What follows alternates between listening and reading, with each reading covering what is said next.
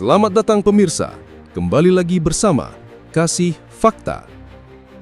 Dalam kesempatan kali ini, kami akan membahas sebuah gencatan senjata bisa terlihat hidup di atas kertas, tapi sebenarnya sudah mati di garis depan. Saat dunia mulai mengira perang Israel dan Hizbollah mulai mereda, tiba-tiba muncul satu kalimat keras dari Jenderal Israel, Eyal Zamir.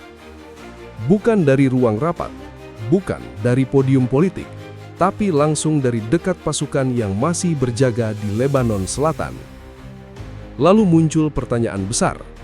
Kalau benar ini masa gencatan, kenapa serangan masih terjadi? Kalau perang dianggap mereda, kenapa pasukan masih bertahan di zona penyangga? Dan yang paling menarik, kenapa Hizbollah tetap diburu seolah tidak pernah ada jeda sama sekali? Apakah ini benar-benar gencatan atau hanya perubahan cara perang dijalankan? Tapi sebelum lanjut, jangan lupa klik like dan subscribe supaya kamu gak ketinggalan fakta-fakta menarik lainnya. Karena di balik satu kalimat itu, ada realitas yang jauh lebih kompleks dari yang terlihat di permukaan.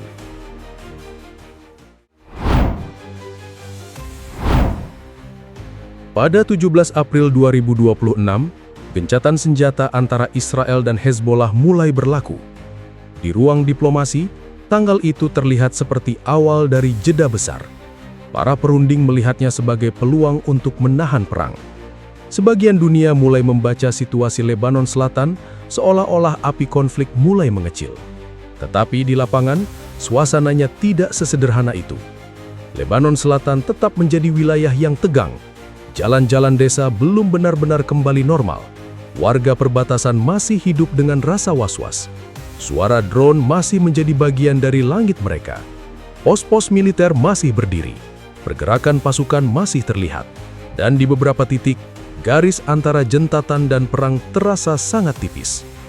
Pada 29 April 2026, suasana itu makin jelas ketika Kepala Staf IDF, Letnan Jenderal Eyal Zamir, datang langsung menemui pasukan Israel yang masih berada di Lebanon Selatan. Kunjungannya bukan dilakukan dari ruang aman yang jauh dari garis depan. Ia datang ke wilayah yang masih menjadi titik gesek antara Israel dan Hezbollah. Wilayah yang secara diplomatik sedang berada dalam masa jentatan, tetapi secara militer masih terasa hidup oleh ancaman.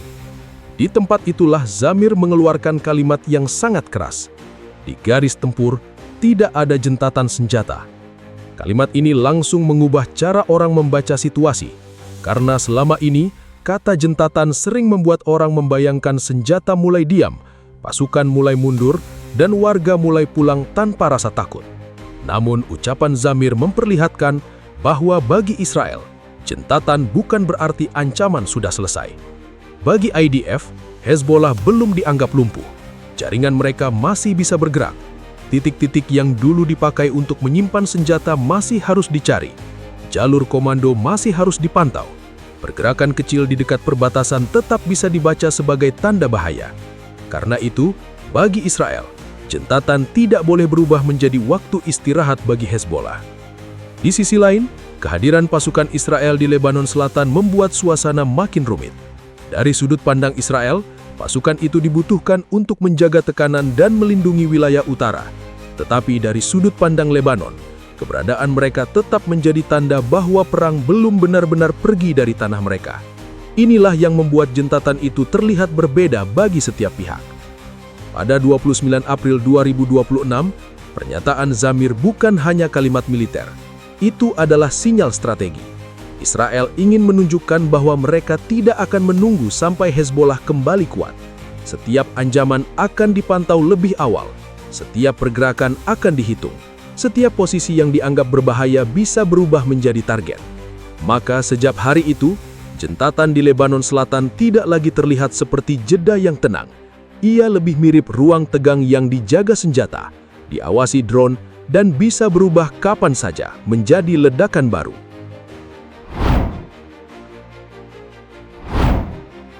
Pada 29 April 2026, beberapa jam setelah kunjungan Kepala Staf IDF ke Lebanon Selatan, situasi langsung bergerak ke arah yang lebih konkret.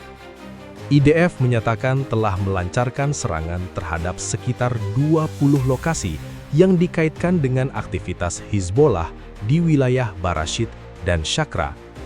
Dua desa ini mungkin tidak sering muncul dalam berita besar, tetapi dalam konteks konflik Israel dan Hizbollah, lokasi seperti ini justru sering menjadi pusat aktivitas yang menentukan arah pertempuran. Serangan dilakukan melalui kombinasi udara dan tembakan artileri. Menurut pernyataan militer Israel, target yang disasar mencakup tempat penyimpanan senjata, pusat komando, serta bangunan yang digunakan untuk kepentingan militer. Setiap jenis target memiliki fungsi yang berbeda. Gudang senjata berarti potensi serangan di masa depan, pusat komando berarti kemampuan mengatur operasi, sementara bangunan yang digunakan untuk kepentingan militer bisa menjadi titik peluncuran atau tempat perlindungan. Yang membuat serangan ini penting bukan hanya jumlah targetnya, tetapi waktunya. Operasi ini terjadi di tengah masa gencatan yang masih berjalan. Artinya, Israel secara terbuka menunjukkan bahwa kesepakatan gencatan tidak menghentikan operasi terhadap target yang dianggap berbahaya. Bagi IDF, ancaman tidak dinilai dari status politik situasi, tetapi dari apa yang terlihat di lapangan. Barashit dan Shakra mencerminkan satu hal yang sering luput dari perhatian. Lebanon Selatan bukan wilayah kosong tanpa struktur. Desa-desa di sana memiliki jaringan jalan kecil, bangunan padat, serta posisi geografis yang memungkinkan berbagai aktivitas berlangsung tanpa mudah terdeteksi. Dalam kondisi seperti ini, satu bangunan bisa memiliki dua fungsi. Terlihat seperti rumah biasa, tetapi bisa menyimpan perlengkapan militer. Terlihat seperti bangunan sipil, tetapi bisa menjadi bagian dari sistem komunikasi. Inilah yang membuat pendekatan Israel menjadi sangat agresif. Mereka tidak menunggu ancaman muncul secara terbuka. Mereka bergerak saat ada indikasi bahwa suatu lokasi memiliki nilai militer. Karena itu, setiap titik yang masuk dalam daftar intelijen bisa berubah menjadi sasaran, tanpa harus menunggu eskalasi besar terlebih dahulu. Pada 29 April 2026, pesan yang ingin dikirim Israel menjadi semakin jelas. Kepada Hizbollah, tidak ada ruang aman untuk membangun kembali kekuatan di dekat perbatasan. Kepada warga Israel Utara, ada jaminan bahwa IDF tetap aktif menekan sumber ancaman. Kepada pemerintah Lebanon, ada tekanan bahwa stabilitas wilayah tidak bisa dipisahkan dari keberadaan aktivitas militer di dalamnya. Serangan ini juga menunjukkan bahwa konflik telah masuk ke fase yang lebih terukur. Bukan lagi serangan luas yang terjadi secara terus-menerus, tetapi operasi yang difokuskan pada titik tertentu. Setiap target dipilih berdasarkan nilai strategisnya. Setiap serangan membawa pesan yang lebih besar dari sekedar menghancurkan bangunan. Di lapangan, dampaknya tetap terasa nyata. Suara ledakan kembali terdengar. Asap kembali muncul di beberapa titik. Warga yang tinggal di sekitar wilayah itu kembali dihadapkan pada ketidakpastian. Meskipun tidak terjadi pertempuran besar setiap hari, tekanan yang muncul dari operasi seperti ini membuat suasana tetap tegang. Melalui Barashit dan Shakra, terlihat bagaimana Israel menjalankan strategi yang tidak bergantung pada kondisi damai penuh. Mereka mempertahankan ritme operasi, menjaga tekanan tetap ada, dan memastikan bahwa tidak ada celah yang bisa dimanfaatkan untuk membangun kembali ancaman di Lebanon Selatan. Pada 26 April 2026, situasi di Lebanon Selatan sudah menunjukkan bahwa ketegangan belum benar-benar mereda. Pada hari itu, laporan menyebut 1 tentara Israel tewas dan beberapa lainnya terluka akibat serangan yang terjadi di wilayah perbatasan. Hanya 2 hari setelahnya, pada 28 April 2026, Hizbollah kembali melancarkan serangan drone ke arah posisi pasukan Israel. Rangkaian kejadian ini memperlihatkan bahwa meskipun gencatan sudah berjalan, kemampuan menyerang masih ada dan tetap digunakan. Peristiwa tersebut menjadi latar penting yang menjelaskan kenapa pada 29 April 2026, Israel tetap mempertahankan pendekatan agresif di Lebanon Selatan.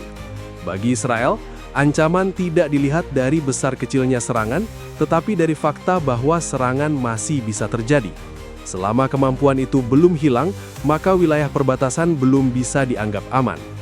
Disinilah konsep zona penyangga menjadi pusat dari strategi Israel. Zona ini bukan sekadar garis yang ditarik di peta, melainkan ruang yang ingin dijaga tetap kosong dari kehadiran kekuatan Hizbollah. Semakin jauh jarak antara posisi Hizbollah dengan perbatasan Israel, semakin besar rasa aman yang ingin dibangun untuk wilayah utara Israel. Zona penyangga juga berfungsi sebagai lapisan perlindungan. Jika Hizbollah berada terlalu dekat, maka waktu respons terhadap serangan akan sangat singkat. Roket bisa diluncurkan dalam hitungan detik, drone bisa masuk tanpa banyak peringatan, posisi anti-tank bisa mengincar kendaraan militer atau permukiman dengan jarak yang sangat dekat. Karena itu, Israel melihat jarak sebagai faktor kunci dalam keamanan. Namun, keberadaan zona ini membawa konsekuensi yang tidak sederhana. Selama pasukan Israel masih berada di Lebanon Selatan untuk menjaga ruang tersebut, situasi akan terus dipandang berbeda oleh pihak lain. Dari sudut pandang Lebanon dan Hizbollah, kehadiran itu bisa dianggap sebagai bentuk kontrol yang belum dilepas. Hal ini membuka ruang bagi pembenaran untuk terus melakukan perlawanan. Kondisi ini menciptakan keseimbangan yang rapuh. Israel ingin memastikan bahwa Hizbollah tidak kembali mendekat. Hizbollah memiliki alasan untuk terus menekan selama Israel masih berada di wilayah itu. Kedua kepentingan ini saling bertabrakan di ruang yang sama tanpa benar-benar menemukan titik berhenti. Di lapangan, dampaknya terasa langsung pada kehidupan warga. Desa-desa di Lebanon Selatan belum benar-benar kembali normal. Sebagian wilayah masih mengalami kerusakan, pergerakan warga masih terbatas. Suara drone dan pesawat tetap menjadi bagian dari keseharian. Situasi ini membuat rasa aman sulit terbentuk, meskipun secara resmi tidak ada perang besar yang berlangsung setiap hari. Pola yang terbentuk adalah tekanan berkelanjutan. Tidak ada invasi besar, tetapi juga tidak ada jeda penuh. Operasi dilakukan secara selektif, berdasarkan target yang dianggap penting. Setiap pergerakan kecil bisa memicu respons. Setiap aktivitas yang terdeteksi bisa berubah menjadi sasaran. Dalam kondisi seperti ini, garis antara damai dan konflik menjadi sangat tipis. Zona penyangga akhirnya menjadi titik paling sensitif dalam keseluruhan situasi. Ia bukan hanya ruang fisik, tetapi juga simbol dari siapa yang mengendalikan keamanan di wilayah perbatasan.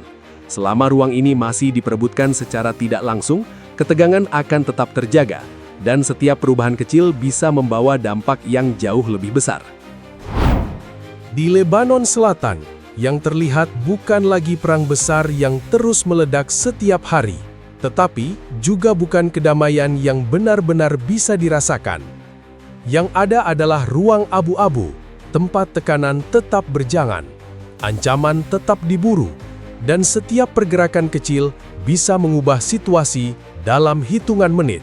Gencatan hanya menahan sebagian api, bukan memadamkannya sepenuhnya.